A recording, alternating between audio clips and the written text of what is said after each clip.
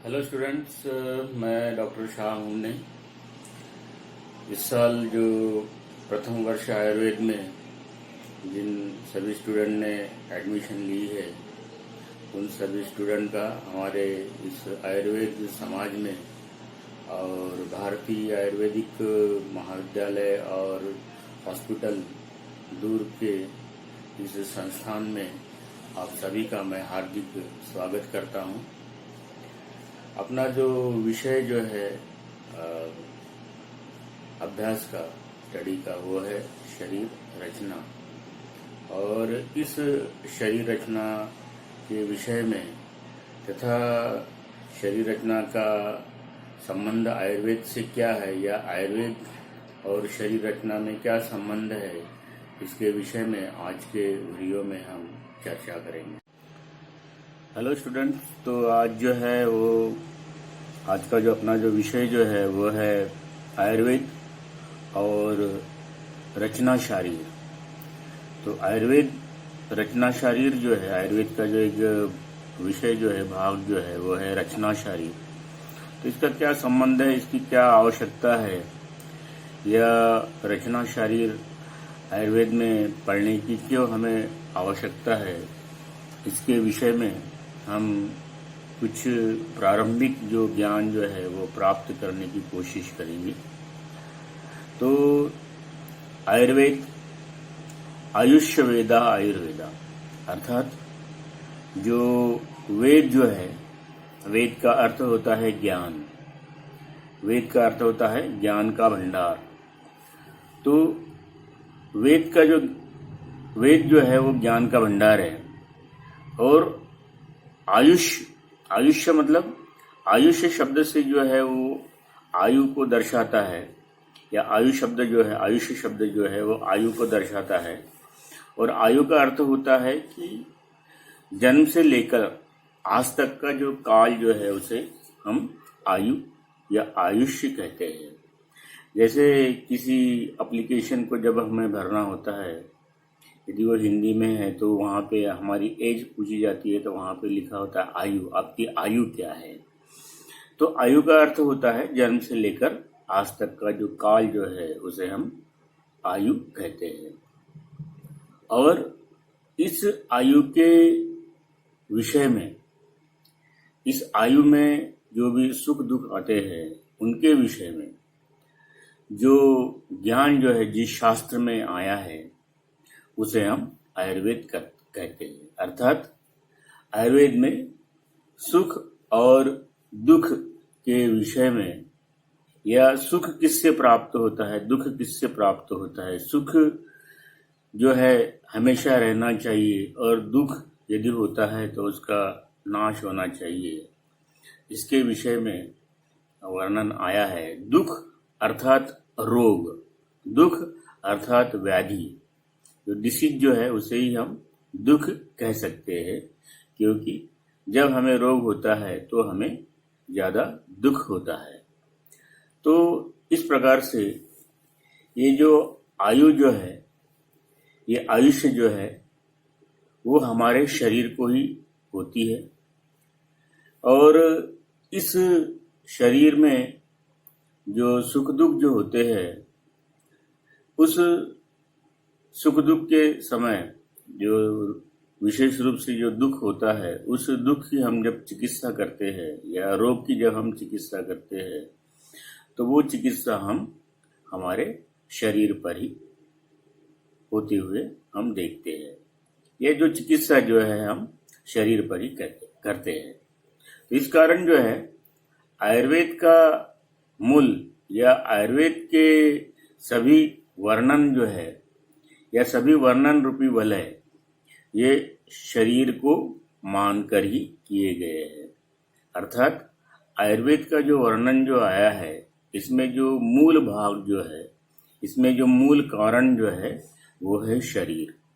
इसलिए हमारा जो शरीर जो है, इस शरीर को आधार मानकर, इस शरीर को मूल मानकर, उस शरीर की जो चिकित्सा जो है, उस शरीर के स्वस्थ रहने हेतु जो भी कारण जो है या जो भी आवश्यकताएं जो है जिस शास्त्र में बतलाई गई है या जिस शास्त्र में बतलाया है उसे हम आयुर्वेद कहते हैं। तो इस प्रकार से ये जो आयुर्वेद जो है, इस आयुर्वेद में हम शरीर के विषय में ही जानकारी प्राप्त करते हैं।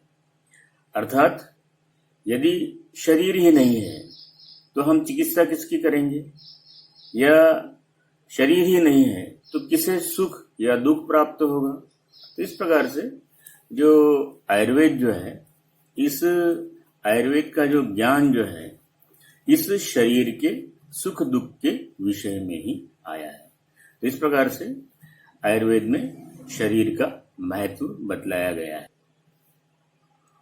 आयुर्वेद में जो है प्रमुख 3 ग्रंथ या किताबें हैं, जिसमें चरक संहिता है, सुश्रुत संहिता है, अष्टांग हृदय या अष्टांग संग्रह जो आचार्य वाग्भट ने लिखे हैं।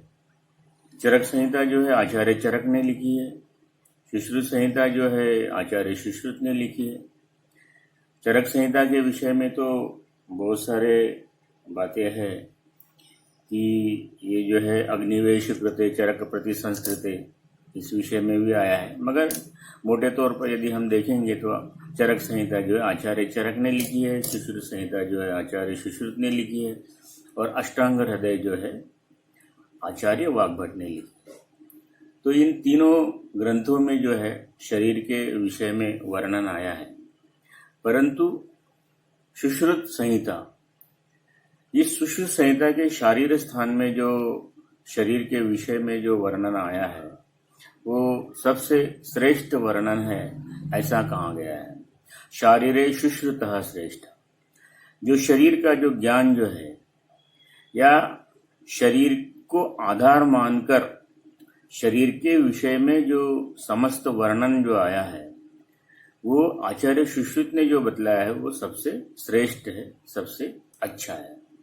इस शारीर स्थान के वर्णन के विषय में या वर्णन करते समय आचार्य घाणेकर जी ने कहा है कि ये जो शारीर स्थान जो है, इस शारीर स्थान का उद्देश्य जो है ये है शरीरस्य विज्ञानार्थ। विज्ञान का मतलब होता है, विज्ञान का मतलब होता है, साइंस का मतलब होता है जहाँ पे हम त्रुटि रहित या शंका रहित ज्ञान को प्राप्त करते हैं, उसे हम प्रायः विज्ञान कहते हैं। तो शरीरस्य विज्ञानार्थ, शरीर के विज्ञान के लिए अर्थात शरीर के समस्त ज्ञान के लिए हम शारीर स्थान पढ़ते हैं या शारीर स्थान की निर्मित की गई है। विज्ञान का जो अर्थ जो है वह है विस्तृत ज्ञान। प्रत्येक जो चिकित्सक जो होता है, जो भी डॉक्टर होता है, उस डॉक्टर को यदि एक्सपर्ट होना है, विशेषज्ञ होना है, तो उसको जो है या उसे जो है शरीर का विस्तृत ज्ञान होना आवश्यक है। यदि उसे शरीर का विस्तृत ज्ञान नहीं है तो एक अच्छा विशेषज्ञ नहीं हो सकता। इसलिए आचार्य सुश्रुत ने जो है शरीर के विषय में जो शारीर स्थान में जो ज्ञान दिया है उसका हर जो डॉक्टर जो है या हर जो आयुर्वेदिक चिकित्सक जो है उसको जानकारी होना आवश्यक है। आचार्य सुश्रुत ने जो है सुश्रुत संहिता के शरीर स्थान में जो है सर्वप्रथम बतलाया है कि इस सृष्टि की उत्पत्ति किस प्रकार से हुई है। क्योंकि हम देखते हैं कि जो सृष्टि में जो है वही घटक हमारे शरीर में है, और जो हमारे शरीर में है वही घटक इस सृष्टि में है। तो आचार्य सुश्रुत ने जो है सुश्रुत संहिता के शारीर स्थान में सर्वप्रथम सृष्टि की उत्पत्ति किस प्रकार से हुई इसका वर्णन किया है। पश्चात इस सृष्टि से शरीर का निर्माण किस प्रकार से हुआ है इसका भी वर्णन किया है। क्योंकि हम देखते हैं कि जब शरीर का नाश होता है तो शरीर का नाश होने पर शरीर सृष्टि में ही मिल जाता है, और जब हम चिकित्सा करते हैं रोग की तो जो भी हम औषधि द्रव्यों का उपयोग करते हैं या जिन पदार्थों का उपयोग करते हैं वे सभी द्रव्य या सभी पदार्थ जो है इस सृष्टि से ही हमें प्राप्त होते हैं। इसलिए कहा गया है यत् पिंडे तद ब्रह्मांडे, जो हमारे शरीर में है वही समस्त सृष्टि में है, और जो सृष्टि में है वही हमारे शरीर में है। और जब ये शरीर में जो भी सृष्टि के पदार्थ जो उपस्थित होते हैं इनमें संतुलन नहीं रह पाता, तब इस शरीर का नाश होता है। या संतुलन जब है इसका ढल जाता है, इन पदार्थों का संतुलन जब ढल जाता है तो शरीर का नाश होता है। तो इस प्रकार से सृष्टि की उत्पत्ति किस प्रकार से हुई है और इस सृष्टि से शरीर का निर्माण किस प्रकार से हुआ है, इसका वर्णन जो है प्रारंभ में ही सुश्रुत संहिता के शारीर स्थान में आया है। जैसे अभी बताया था मैंने कि यत् पिंडे तद ब्रह्मांडे, जो इस शरीर में है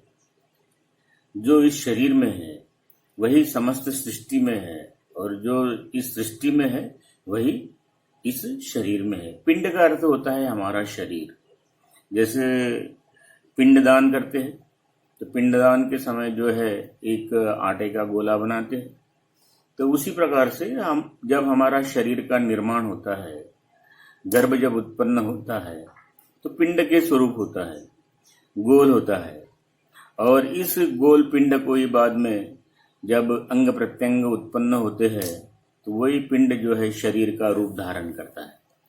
तो ये जो पिंड जो है, जो हमारा शरीर जो है, ये पिंड इस सृष्टि के समान ही है। हम देखते हैं कि जो सृष्टि जो है ये पूरी जो अर्थ जो है वो एक गोले के समान ही होती है, जहाँ पे जल, पृथ्वी, वायु, आकाश, अग्नि ये सभी जो है वहाँ पर विद्यमान होते हैं।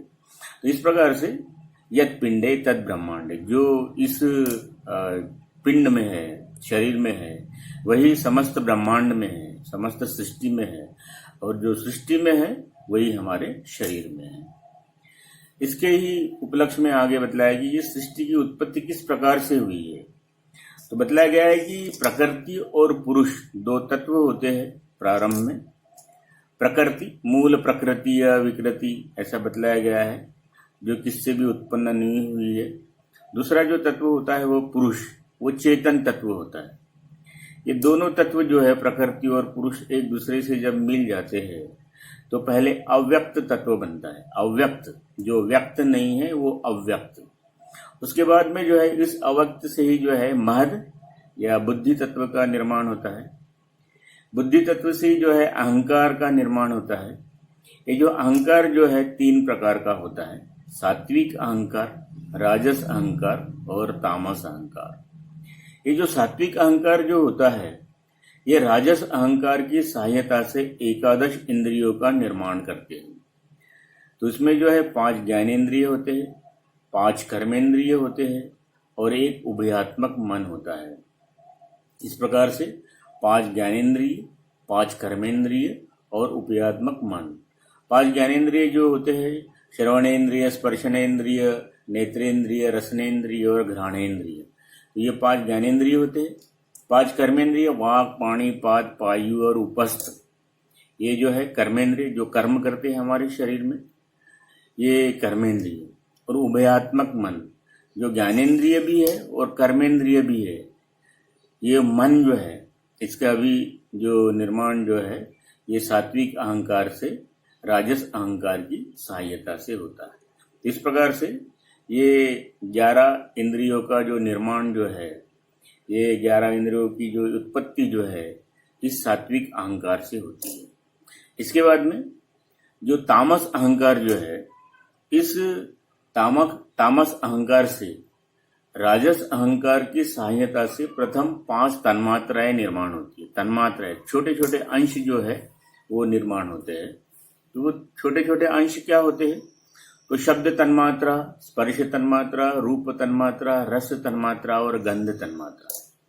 स्पर्श, उसके बाद में शब्द, स्पर्श,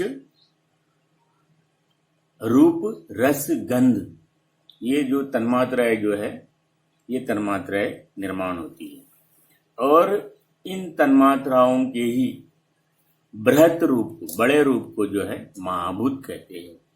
जैसे शब्द तन्मात्रा से जो है आकाश महाभूत का निर्माण होता है, स्पर्श तन्मात्रा से जो है वायु महाभूत का निर्माण होता है, रूप तन्मात्रा से जो है अग्नि महाभूत का निर्माण होता है, रस तन्मात्रा से जो है वो जल महाभूत का निर्माण होता है और गंध तन्मात्रा से जो है पृथ्वी महाभूत का निर्माण होता है।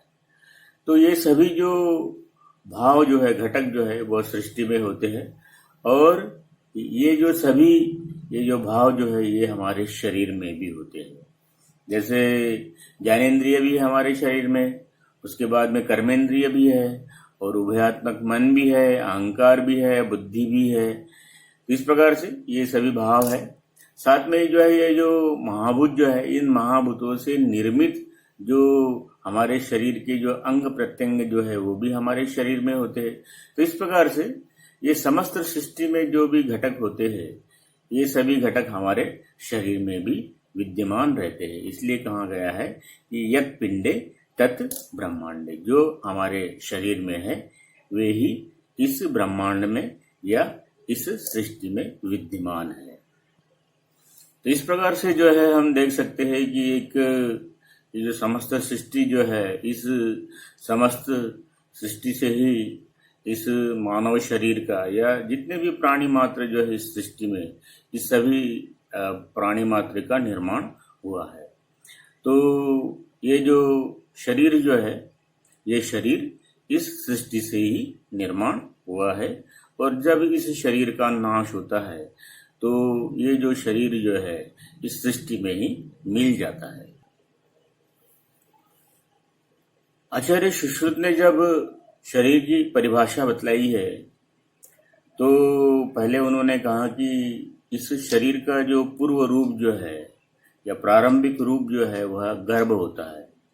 तो पूर्व रूप जो गर्भ जो है किस प्रकार से उत्पन्न होता है इसके बारे में जब बतलाया उन्होंने, तो उन्होंने कहा कि उस जो गर्भ की जो उत्पत्ति जो है वह शुक्र शोणित आत्मा प्रकृति विकार ये सभी जो भाव जो है जब एक दूसरे में मिल जाते हैं और मिलने के बाद में वो अवस्था निर्माण होती है कि वहां से वो अलग नहीं हो पाते, जिस अवस्था को हम सम्मूर्छित अवस्था कहते हैं। तो इस प्रकार से ये सब शुक्र शोणित आत्मा प्रकृति विकार ये सब भाव जब एक दूसरे में मिल जाते हैं। शुक्र का अर्थ होता है पुरुष का जो गर्भोत्पादक बीज जो है वो शुक्र कहलाता है। शोणित का अर्थ होता है स्त्री का जो गर्भोत्पादक बीज जो है वो शोणित कहलाता है। आत्मा, बाद में प्रकृति के बारे में जो हमने अभी सृष्टि का उत्पत्ति क्रम देखा है, वहां पे मूल प्रकृति विकृति महदाद्या प्रकृति विकृति सप्तः इस प्रकार से बतलाया गया है। और 16 विकार होते हैं, षोडश कस्तु विकार न प्रकृति न विकृति पुरुष। तो इस प्रकार से ये सभी भाव जो है एक दूसरे में मिलकर जब एक नवीन या नया एक पदार्थ या नया एक रचना का निर्माण करते हैं जिसमें से वो अलग नहीं हो पाते, उस रचना को ही हम गर्भ कहते हैं।